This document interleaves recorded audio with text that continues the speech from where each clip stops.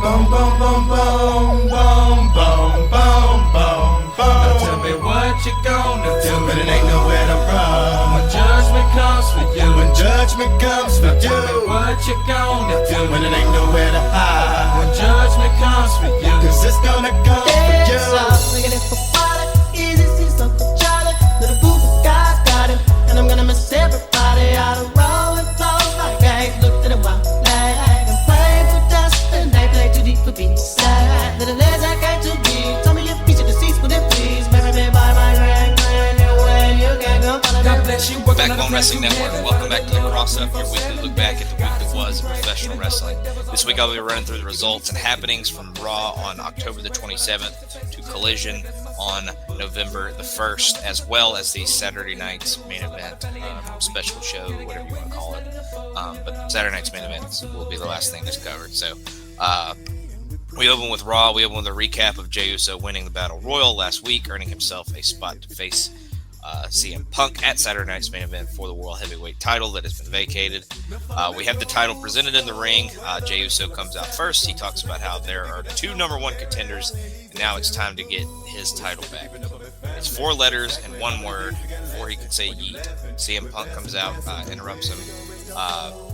He actually does the Jey Uso where his song cuts off, and then he does the little thing with his fingers, and they play the music again. Jey seems pretty pissed about this. Punk talks about how they're friends, and he is glad to see Jey finally listening to himself for a change. He's not listening to Jimmy or Roman, but that makes it complicated for Punk. Punk tries to put himself in his opponent's shoes, but he's never been in Jey's place before. Last week, Jey won the Battle Royal, and Punk knows that he has what it takes to be the World Heavyweight Champion, but how far is Jey willing to go to get his title back? Punk needs the title back as well on Saturday. Jey is going to be in a situation where yeeting just isn't enough to carry him. So how far is he willing to go? Jey talks about how he's been in deep waters before, and he knows that Punk is going to be trying to make him out to be the bad guy. Well, screw Punk, and they'll see each other on Saturday. We then go to a video package where we look at the Judgment Day losing the tag team titles last week. Dominic Mysterio is worried about facing Rusev or Penta at Saturday night's main event. Raquel Rodriguez actually calls him a serial cheater and kind of calls him out. And the rest of the team just isn't listening to Dom. Dom then says he'll have to call somebody else. And he calls someone seemingly and says he needs help. So we'll see what that has to do, because next we have Rusev versus Penta, but it ends in a no contest when the Americanos come out and attack both of them. After the match, Rusev isn't happy and clears out all of the Americano goons, but they are able to save El Grande Americano from the Canadian Destroyer from Penta, and then Penta and Rusev kind of stare at each other to end the segment. We then go back to LA Knight. He talks about how he came up short last week, and it's hard to keep the drive going despite falling short constantly, it seems. He doesn't have the title around his waist right now, but CM Punk and Jey Uso are on their way to Saturday night's main event. Sometimes he gets used to doing the hard thing because he knows he doesn't know how to quit. He's coming for whomever wins on Saturday, and he'll have the title around his waist when he's asked about it next time. We then go to Braun Breaker. He thinks he and Bronson Reed should have been on the Battle Royal last week and wants an explanation from Heyman. After thinking for a bit, Heyman says the two of them wrecking everyone in the Battle Royal would have left Adam Pearce hating them. Instead, they should take out the one other man who wants the world title, doesn't name who it is. And then after he's gone, the path to the title is clear. Breaker wants Heyman to have a match, or to make a match, go get Pearce to make a match with that person, but Heyman has already done that. And of course, it is LA Knight. So LA Knight versus Breaker will happen later on in the show. We look back at 10 years of Asuka being on the main roster. They kind of play like a slower, kind of quieter version of her theme song in the background. Kind of gives it a little bit of a creepy vibe, obviously more of a heel vibe based on the fact that she's a pretty scummy heel at this point. We then go to the Judgment Day. They go up to Adam Pearce. They want their tag team title rematch. Balor is a bit calmer than McDonough, but Pearce says that they're already busy tonight. One of them gets to fight Sheamus tonight for screwing him out of the Battle Royal last week, and Pearce even lets them pick. JD McDonough pretty quickly stands up and says he'll do it. Balor says after that they can talk about their tag team title rematch. We then get Roxanne Perez defeating Nikki Bella via pinfall with pop rocks after some interference from Raquel Rodriguez. After the match, Rodriguez drops Bella again until Stephanie Vaquer makes the save. Vaquer and Rodriguez stare at each other with Bella kind of popping up behind them, and then the heels kind of bail after that. We then look at Bayley challenging Alexa Bliss and Charlotte Flair for their women's tag team titles on SmackDown. Lyra runs into the Kabuki Warriors with Asuka yelling about how Valkyria and Bayley have a title shot and not them. The Warriors leave, and then Bayley pops in with a matching jacket for Lyra. Bayley asks, what if they lose? But Valkyria asks, what if they win? They even kind of get a group handshake where they actually do it correctly for once. Jey Uso runs into Jimmy Uso. Jimmy isn't happy with Jey throwing him out of the Battle Royal last week. Jimmy thinks that Jey might have been worried about him and threw him out as a result, obviously seeing him as a threat to win the thing. But we'll have another interaction between those two before the show's over. We then get Braun Breaker. He defeats LA Knight via pinfall following a distraction from Bronson Reed, allowing him to hit the Super Spear for the win. We then go to Adam Pearce. He finds Dominic Mysterio with the Americanos. He says, believe it or not, it's a triple threat at Saturday night's main event with Penta and Rusev. And then Mysterio randomly says he does not speak English, but he says no habla inglés, obviously. So pretty funny comedy little bit there for Dom. We then get Jimmy running back into Jey Uso. He apologizes for being mad at him for throwing him out of the Battle Royal last week. And they seem to be okay. Because it was really every man for himself. So, yeah, that they seem to be back on good terms. I think Jay's a little, Jay's a little apologetic that he threw him out, but Jimmy kind of understands it at the same time, and they seem to be on good terms. So we'll see where they kind of continue going with that from here. We then get JD McDonough. He actually defeats Sheamus via pinfall when Finn Balor sneaks in a shillelagh shot, which allows JD McDonough to hit a super Spanish fly. We then look at Becky Lynch losing to Maxine Dupree via DQ last week. We then have Maxine with Adam Pearce. She is ready to get her next title shot because obviously she still is owed one because the last two have ended in non-finishes. But she says first she wants to talk to a friend and make sure she's in the right place mentally and physically. Obviously, I think it's probably Natalia, because they've been kind of mentor-mentee kind of situation. So, and then Adam Pearce says the match is official, but only when Maxine is ready. We then get Charlotte and Alexa Bliss. They are ready to retain their tag team titles. Kabuki Warriors interrupt and accuse Charlotte of being evil. Charlotte says that she has changed and they would love to give the Kabuki Warriors a title shot. Kyrie then whips out a threatening umbrella until Asuka calls her away from the situation. We then get Dragon Lee and AJ Styles there with Adam Pearce when the Judgment Day comes up. They want their rematch for the titles, and the champs agree with the match being set for next Monday. And then we got our main event where Charlotte Flair and Alexa Bliss retain their tag team titles when they both hit natural selection on Lyra and Bayley, and they get the pin on both of them. So, and then after the match, they show some replays, but it's broken up by the Kabuki Warriors running in to jump the champs. And then Bayley kind of protects Lyra from getting beaten down, and the Warriors eventually bail, realizing they're down 4-2 pretty much. That women's tag team match is absolutely incredible. Definitely check it out. Best match on the show for sure. A pretty solid in-ring show for Raw, I would say, because JD and Sheamus was pretty good. But yeah, definitely check out Raw if you haven't already, and especially that main event. We'll go to NXT from there. We get a long Halloween Havoc recap. Trick Williams storms the production area and yells about the video playing of the title match from Halloween Havoc. He goes from the back to the arena yelling at various people along the ring, along the way. Williams gets in the ring and says he's been running things around here for years. He would beat Ricky Saints 99 out of 100 times. So get him his next title shot. Ava then comes out with security and says that Trick just flat out lost. Trick lists off his resume and is ready to keep going, but Ricky Saints comes in and we have a pull-apart brawl.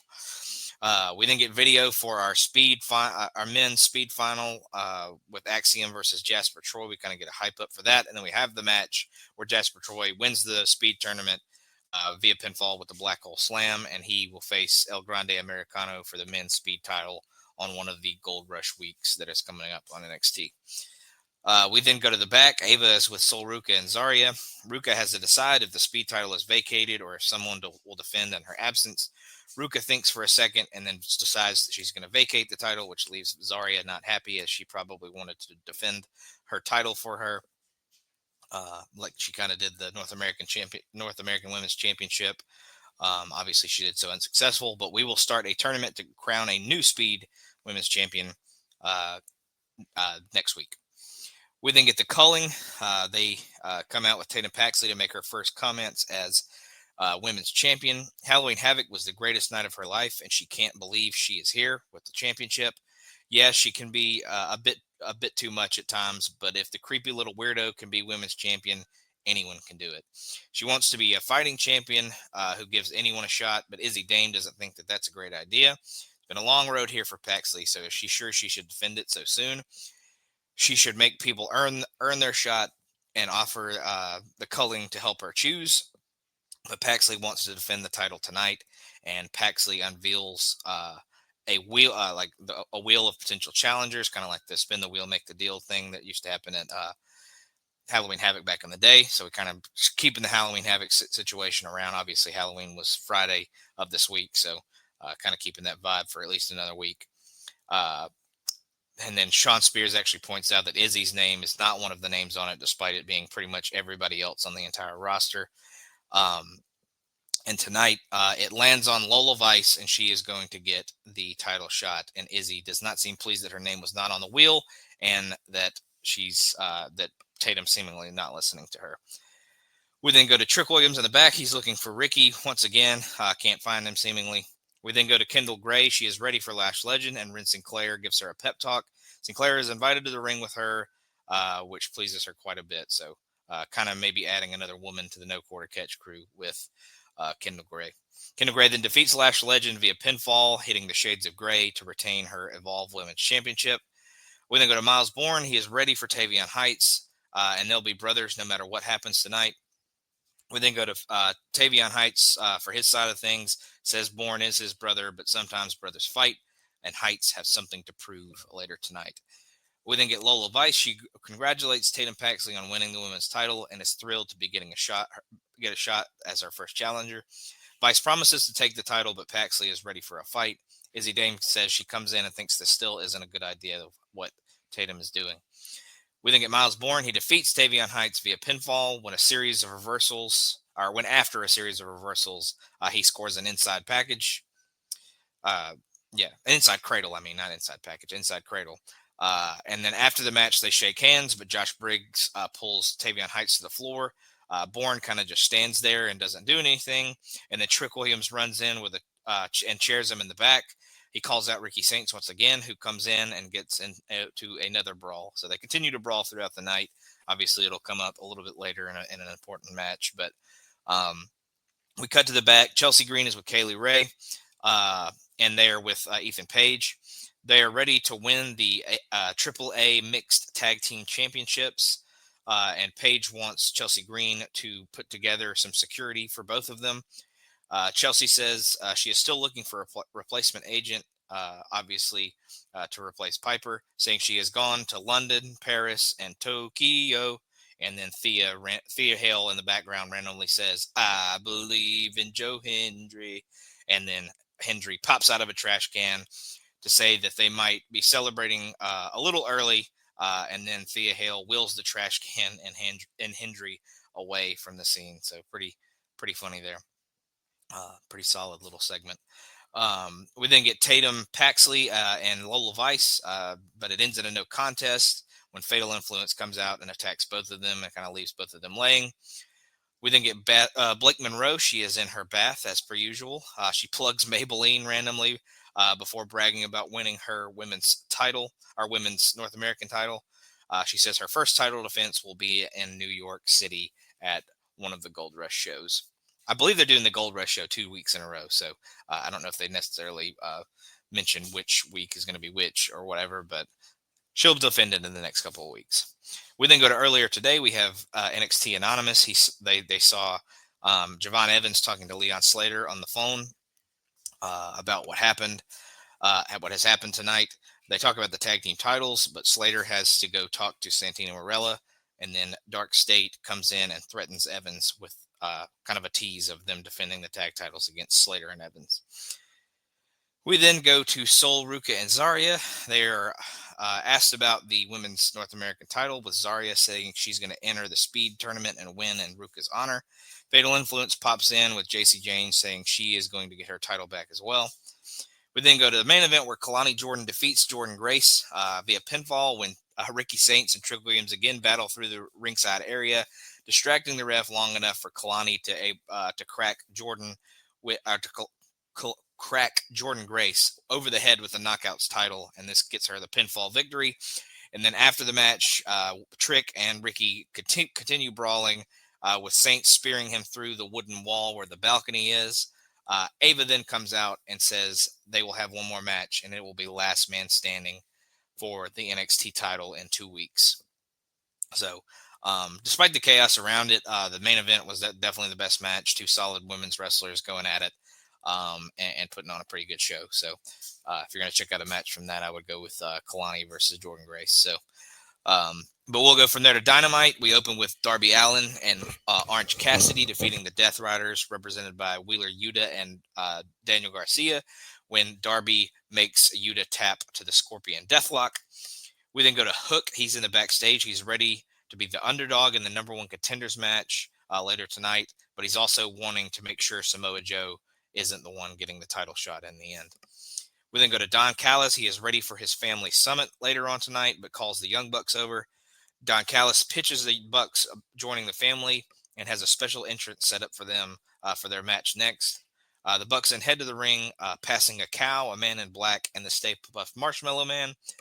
We then get the match that the Young Bucks are in, where FTR defeats the Young Bucks, Jet Speed, and Jurassic Express when they hit the Shatter Machine on Kevin Knight, and this makes them the number one contenders for the Tag Team Championships at Full Gear. We then get some video on Hangman Page versus Samoa Joe from Wrestle Dream and kind of just their rivalry up to this point. We then go to the Don Callis Family Summit. First up, we have 4 very important questions. Rocky Romero has the first one. Ask, who is the Don Callis family? They are the most dominant faction in all of wrestling, including the missing Konosuke Takeshita, because he is not out there to start the proceedings. Rocky then unveils a painting of the family with a very muscular Don Callis in the center of it. They're all kind of fawning around him, and he is very buff in the photo for sure, or in the painting for sure. We then get Josh Alexander asking the second question: what is the Don Callis family? We take care of that with a video package of the family and what they have done over the last few months. The third question is asked by Kyle Fletcher, who asks, why is the Don Callis family?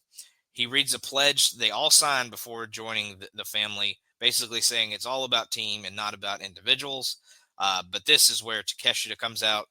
Callis tells Takeshita that this is a family of alphas, as Takeshita and Okada go face to face. There is no I in team, but there is an I in family. So Callis needs Takeshita to put his issues with Okada aside. Callis then refers to the IWGP title on Takeshita's shoulder as theirs, meaning the family's, and demands that him and Okada shake hands. Takeshita actually extends his hand to shake Okada's hand, but of course Okada flips him off instead. Don Callis says they have to work to do so they'll team up on Collision to prove what they can do when they are together. So continuing rift between Takeshita and Okada, obviously, but we'll see if they end up having a match or if they end up coming out on the other side as buddies. We'll see. We get video of Olympia. She is going to challenge Mercedes Moné for the CMLL women's title on Collision. We then go to Chris Statlander. She is willing to meet Mercedes Moné face to face tonight if Moné has anything to say to her. We then go to John Moxley versus Kyle O'Reilly, but it ends in a double countout. Post-match, O'Reilly takes issue with the referee, who is then decked by Marina Shafir. Claudio Castagnoli runs in to take Kyle O'Reilly out, but Roderick Strong runs in to make to attempt to make the save. The Death Riders run in and take Strong out as well, but the rest of the conglomeration and Darby Allin make the save. Mark Briscoe then says the Death Riders like to run off, so Orange Cassidy has an idea: blood and guts. So we will see the conglomeration versus the Death Riders and blood and guts coming up pretty soon. We then get Chris Statlander and Mercedes Moné. They brawl in the back and then come into the arena. Moné sends her into the ring, and Athena is there to hit the O-face. Harley Cameron and Willow Nightingale then come out and run Mercedes and Athena off. We then go to Bandito. He is ready to face Mascara Dorado on Collision for his ROH World title. We then go to Penelope Ford. She is injured and out of the women's tag team title tournament and Blood and Guts coming up in a few weeks. Obviously that takes her out of the women's edition.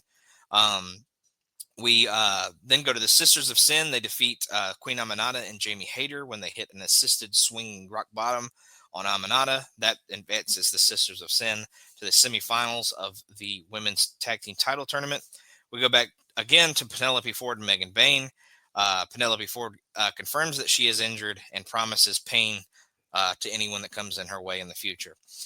Megan Bayne then has to have a new partner, and it is named that it will be Marina Shafir, and John Moxley approves of her being in the team with Megan Bayne.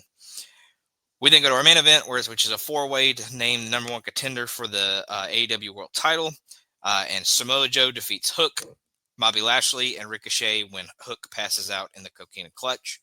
After the match, the Ops are in the ring because it's time for the contract signing.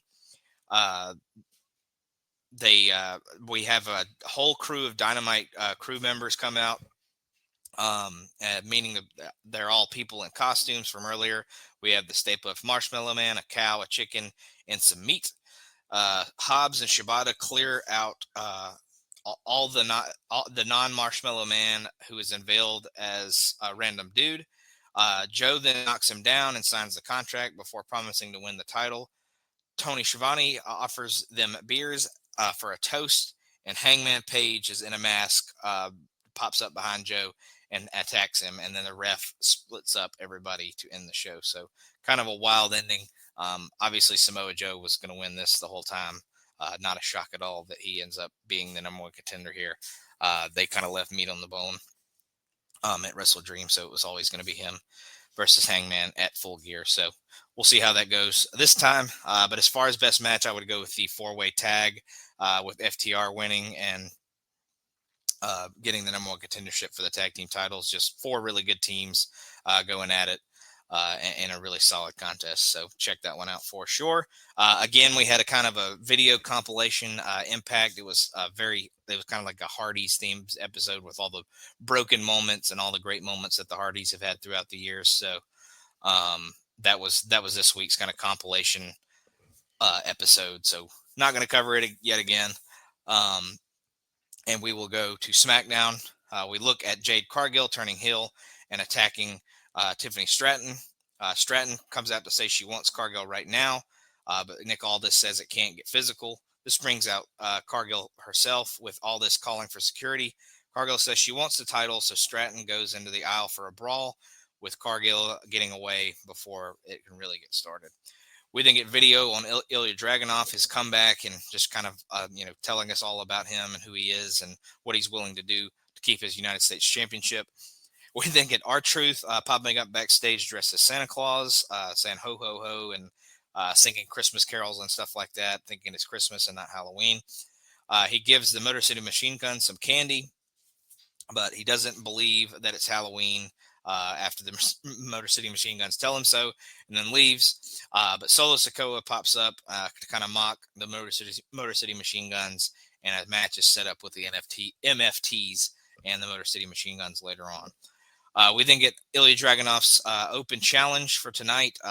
He defeats Nathan Frazier via pinfall following an H-bomb. After the match, they shake hands, but as Tommaso Ciampa had come out before the match and said that Frazier didn't deserve the shot. And so he comes out afterwards and attacks Frazier again. And then they go to break, and Axiom and Johnny Gargano had run out to join the brawl, with Dragunov trying to break it up between the four guys. We then go to commercial break again, and the brawl continues until Tama Tonga comes up and grabs the U.S. title and stares at Dragunov, and Wake makes his very weird noises that he always makes. So definitely things heating up. Hopefully we see DIY and Fraxium take on each other before too long, and another absolute banger from Ilya and Nathan Frazier. He brought it as well, so really good stuff. We then go to our next match, where Carmelo Hayes defeats Kit Wilson via pinfall following the first 48, despite interference and help from The Miz for Kit. And then after the match, The Miz sneaks up behind Carmelo Hayes and hits him with the skull-crushing finale. We then go to Charlotte Flair and Alexa Bliss. They are not worried about the Kabuki Warriors. As for tonight, Charlotte says Nia Jax is still in fear because she is displaying classic Gemini behavior. And then Alexa isn't sure what to make of what Charlotte just said. She seems kind of dumbfounded. Nick Aldis then won't let Sami Zayn be ringside for the Motor City Machine Guns versus the MFTs, as he isn't cleared. Cody Rhodes comes in. Zayn and Cody then kind of shake hands and talk glowingly about each other, obviously. Aldis flat out asks Cody if he attacked Jacob Fatu, and Cody gives a definitive no. He's fine with the contract for the title match between him and Drew. Alexa Bliss then defeats Nia Jax via pinfall when Alexa is able to use a Charlotte distraction to trip up Nia as she was going for the Eliminator, and then she kind of falls back, and Alexa is able to roll her up for the win. We then go to the MFTs. They run into Rey Fenix, with Solo Sikoa asking if he's looking for a fight. Phoenix says no, because he wants to fight Tama Tonga instead of Solo Sikoa. So he is looking for a fight, just not from Solo. We then go to Damian Priest. It's kind of a video package for him. He says it's now personal with Aleister Black because he tried to blind him and obviously defeated him in the Last Man Standing. And punishment is coming Aleister Black's way. We then get Tiffany Stratton. She runs into Kiana James and Julia. James says Stratton should have accepted their offer, and Nick Aldis has to keep Stratton from jumping her.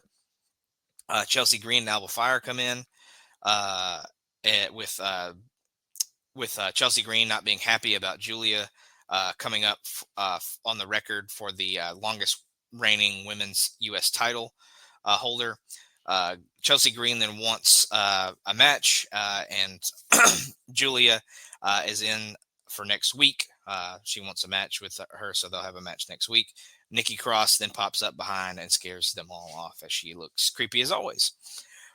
We then get the MFTs, represented by Tama Tonga and JC Mateo, defeating the Motor City Machine Guns when Tama Tonga hits the cutthroat on Sabin.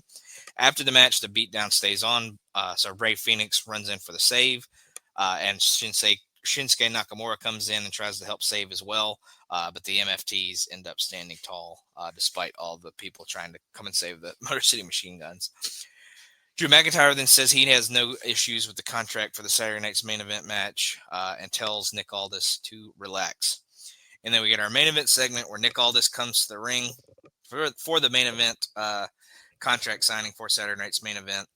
Cody Rhodes and Nick Aldis join him, but McIntyre says he can't sign this. Rhodes certainly can and does, but McIntyre says it's a one-sided contract. If either of them gets disqualified or counted out, Rhodes keeps the title, and that's not fair. All this is done with McIntyre's game and threatens to replace him in the title match. McIntyre says okay and goes to leave, but Rhodes tells him to sit down. Rhodes knows what McIntyre wants, a clause that says if he gets counted out or disqualified, the title change hands. That's exactly what McIntyre wants, and Rhodes is cool with it, so Aldis makes the change. McIntyre signs and talks about how he made the blueprint that Cody Rhodes followed to end the story. He works to get everywhere he goes because he's the real American dream. Rhodes says McIntyre did indeed write the blueprint, but the difference is that Cody walked away instead of getting fired. Rhodes then says, nice guys used to finish last, then I showed up.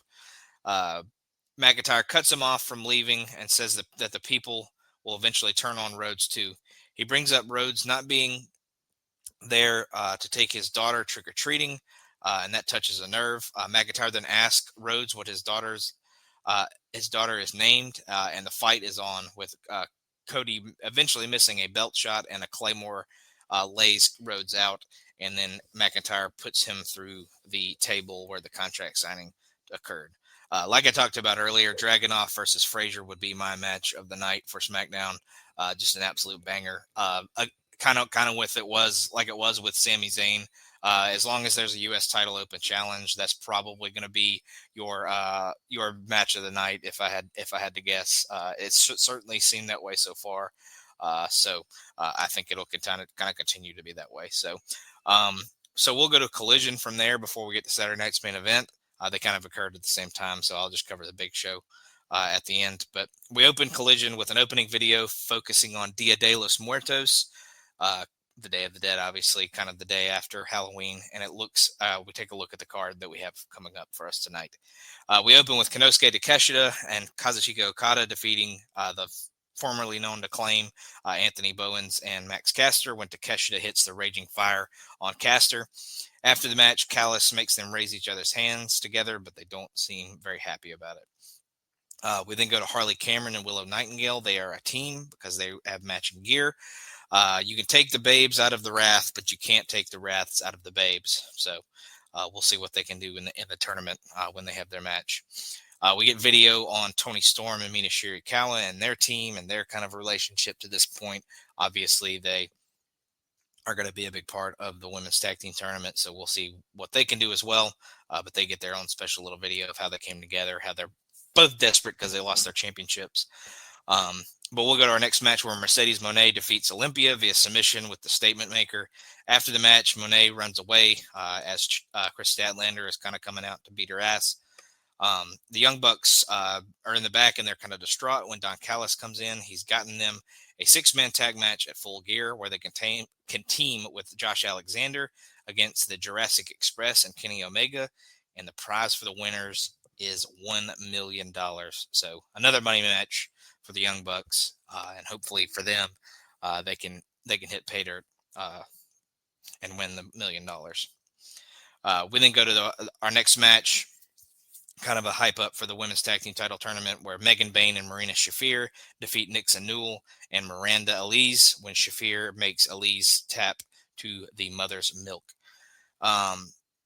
We then unveil the lineup for the women's Blood and Guts match. It is going to be the Triangle of Madness, Megan Bayne, Marina Shafir, and Mercedes Moné versus Jamie Hayter, Queen Aminata, Willow Nightingale, Harley Cameron, Toni Storm, and Chris Statlander. So kind of had to rework it based on the previous lineup, but pretty much any woman of note is in the match. I think that's kind of what they were going for here. Kind of pad the field to make it as much star power as possible.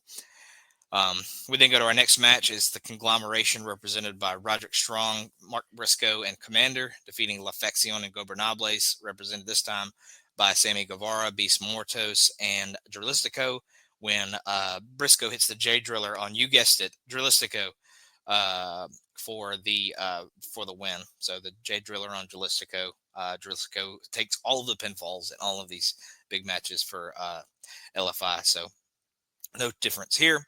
We then recap the Hangman Page attack on Samoa Joe from Dynamite. We go to Eddie Kingston. He was checking on Hook after his loss to Samoa Joe, but doesn't have much to say. We then get our weekly MXM TV casting call where the Bang Bang Gang of Austin Gunn, Juice Robinson, and Ace Austin defeat MXM TV when Ace Austin hits the fold on Johnny TV for the win. And then we get our main event where Bandito defends his ROH World title against Mascara Dorado and wins and successfully defends it via pinfall following the 21 plex, and then they shake hands and raise each other's hands to end the show. So that was a really awesome match.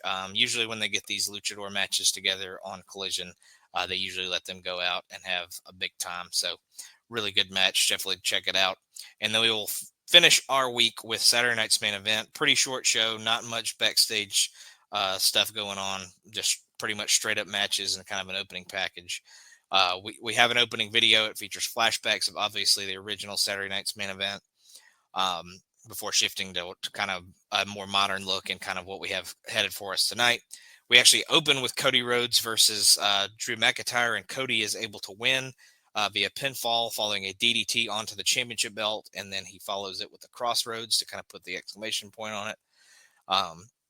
We then go to our next match where Jade Cargill defeats Tiffany Stratton via pinfall following a pair of power bombs and Jaded to become the new WWE Women's Champion. So Tiffany had quite a good reign, but it comes to an end here tonight as Jade finally wins the title. In pretty dominant fashion. Tiffany came in with kind of an injury to her leg as her and Jade have kind of gone at it the last few weeks. But so Cargill pretty much squashed her for the most part. I think Tiffany got a few shots in, but Jade pretty much dominated the whole match. And that's kind of how she should have been presented the whole time. She should have been a heel for the most part. I get she's a big star and you want to kind of capitalize on her as much as you can, but I think this is the role she's most comfortable in. And, you know, I think she should be a pretty dominant champion until somebody emerges as a possible person to take the title from her. They should really do some good building of a baby face along the way to take the title from her. So we'll see what they do, but she's your new champion, kind of overdue at this point. I feel like, you know, she's not the best in the ring, but she's definitely, there's no denying she's a star. But we'll go to our Intercontinental title match where Dominic Mysterio is able to retain once again over Rusev and Penta when he hits Rusev with the bell hammer. He hits Rusev with the bell hammer accidentally, and then he takes out Penta with it as well, and then he hits the frog splash on Rusev and retains his championship. We then get a video narrated by John Cena announcing a 16-man tournament, the Last Time Is Now tournament, to earn the right to be his final opponent. There will be entries from all three brands, including NXT, as well as maybe even some other surprises from outside of the promotion. So we'll see what that might be. But a 16-man tournament to eventually face John Cena at the Saturday Night's Main Event show at the end of the year in his last match. So we'll see what that bracket looks like, what the surprises along the way are. But either way, I think it should kind of be a younger guy getting a big win over Cena at the end. But if they want to kind of go to him for a nostalgia feel, they could go a couple of different ways for sure. And then we got our main event where CM Punk defeats Jey Uso via pinfall following a pair of GTSs to become the new World Heavyweight Champion. So CM Punk, once again, your World Heavyweight Champion. Obviously, he won on SummerSlam, but obviously got cashed in on. So this will probably be an extended reign here for CM Punk. You got to think at some point he's probably going to lose the belt over to one of the Vision guys, but we'll see. But I expect this to be a little bit more of an extended run than obviously the previous one was. But as far as match of the night, I thought the main event was really good, but I would go with the opener between Cody and Drew. They have a good chemistry with each other, and they seem to really bring the best out of each other. So I would go with Cody and Drew for my match of the night. Really solid Saturday Night's Main Event match. Like I said, the other matches were good. The squash was good for Jade. But yeah, just a really fun show to kind of end the week. So as always, thank you for listening. Royal family. Happy to continue to do it. This is number 75, so 25 away from 100. So we'll eventually get there, but happy to have done it for this long. Hope everyone continues to enjoy listening. I'm happy to do it, glad to do it every week. But thank you for joining me as always, and we will see you when we come back next week. Crowd is here about